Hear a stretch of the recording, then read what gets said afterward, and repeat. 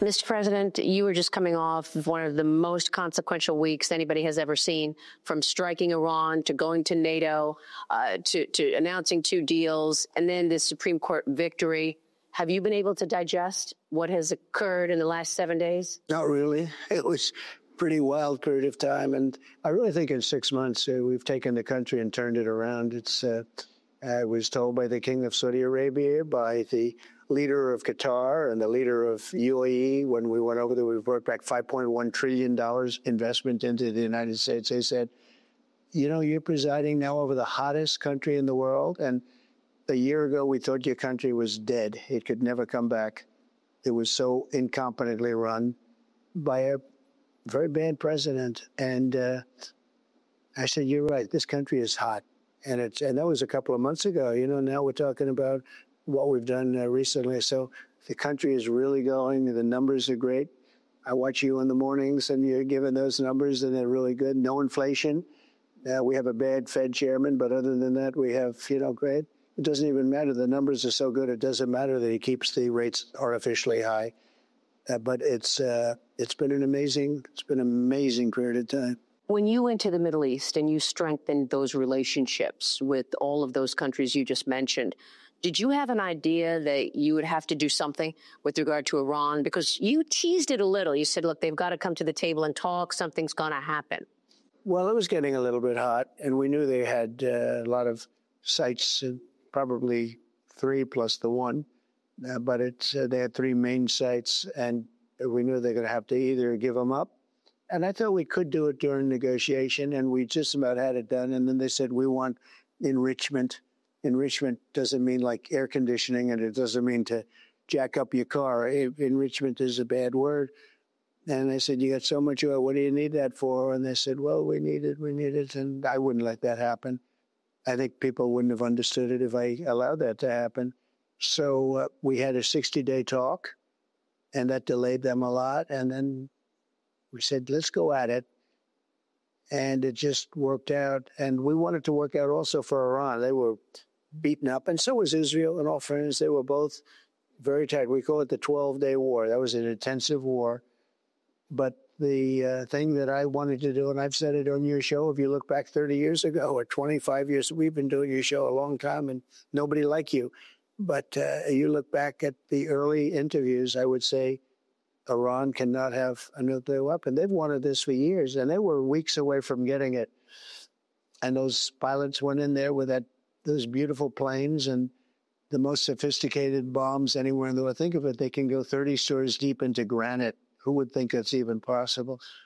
And they did obliterate it, it turned out. Then we had to suffer the fake news, where the fake news in CNN and the New York Times was saying, well, maybe it wasn't as good as Trump said. Maybe it wasn't totally obliterated, but it was destroyed, but not just horrible. And I could see it happening. And they tried to build that into a story. And then it turned out, no, it was obliterated like nobody's ever seen before. And that meant the end to their nuclear ambitions, at least for a period of time. And, you know, a lot of people have said, well, do you think they're going to start again? I said, the last thing they want to do right now is think about nuclear. They have to put themselves back into condition and shape. You tweeted, the Democrats leaked an intelligence. They should be prosecuted. Who specifically? Do we know who did it? Will you be able to find out? They can find out. If they wanted, they could find out easily. You know, you go up and tell the reporter, national security, who gave it. You have to do that.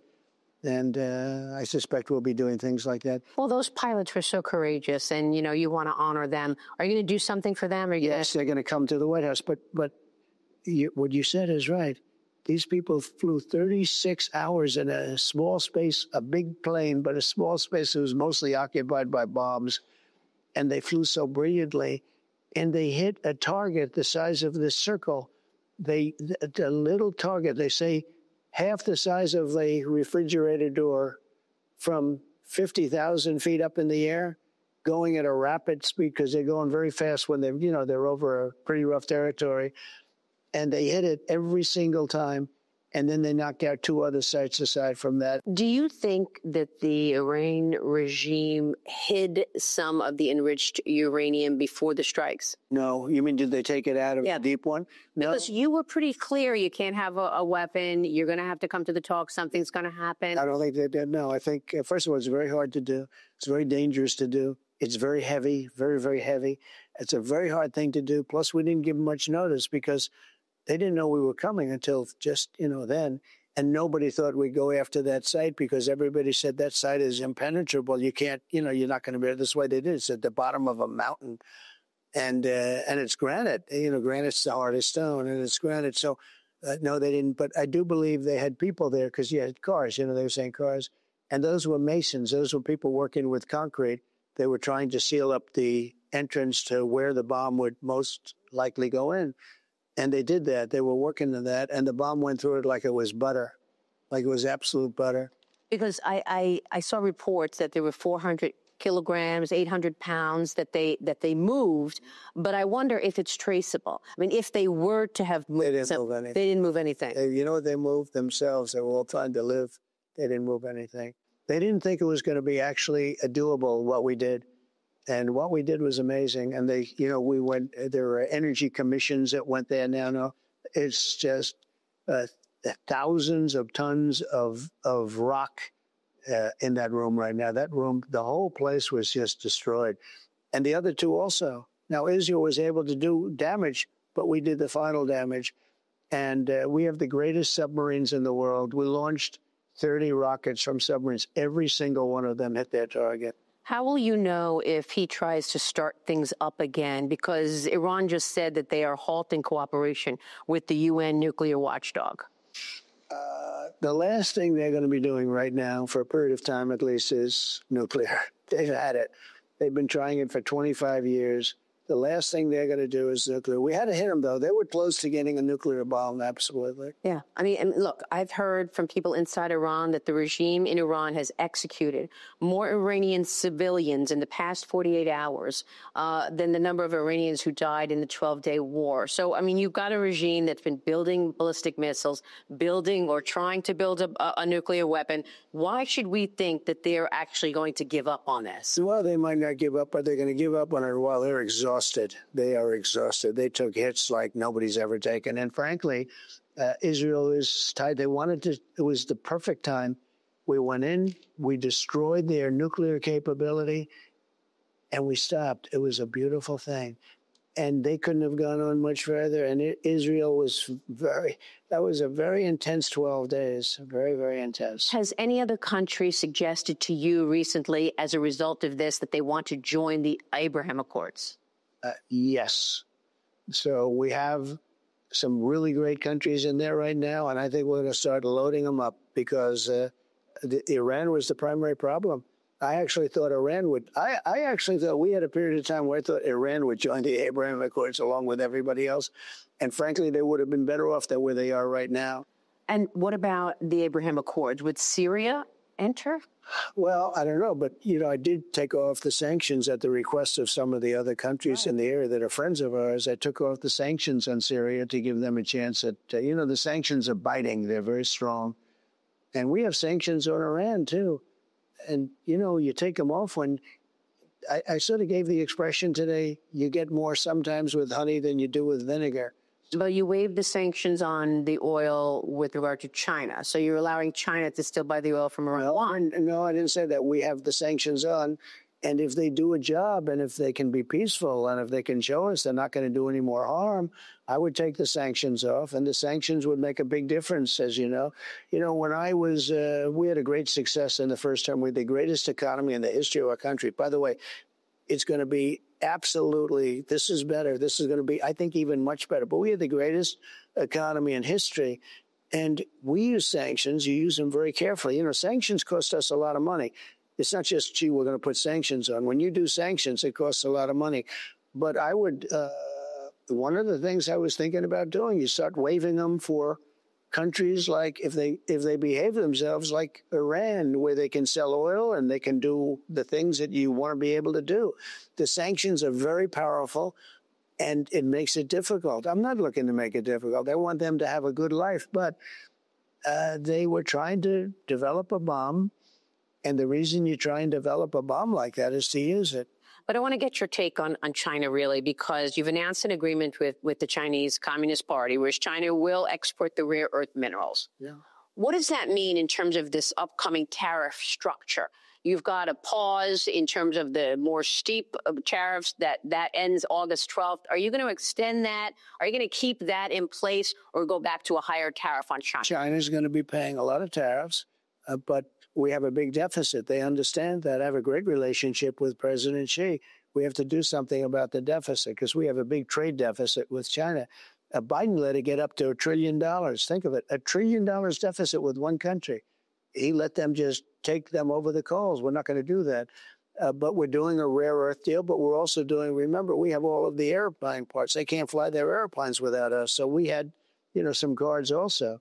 But it should have never gotten that way because we should have been doing they call it magnets. It's a rare earth, but they call it magnets, a specific type. And they're making those magnets for us right now, and things are well. And we have a deal with China. It's a good deal, I think, hopefully for everybody.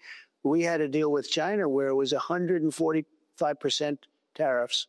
And I will tell you, everything stopped in China. I saw that. Everything stopped. And we did China a favor, but we're getting along well with China. I think getting along well with China is a very good thing, but they are paying substantial tariffs. Well, I noticed that because it seems like you go so far with China, but you don't sort of use the leverage that you can use. I mean, look.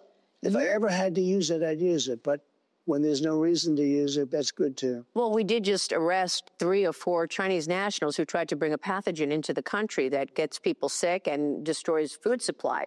We've got hacking. You don't know where that came from, though. I mean, did that come from the country, or is that 3 wackos that happened to carry something? You just don't. Well, there was one that he signed that he would be, one of them signed a paper saying that he would value Mao Zedong's value system.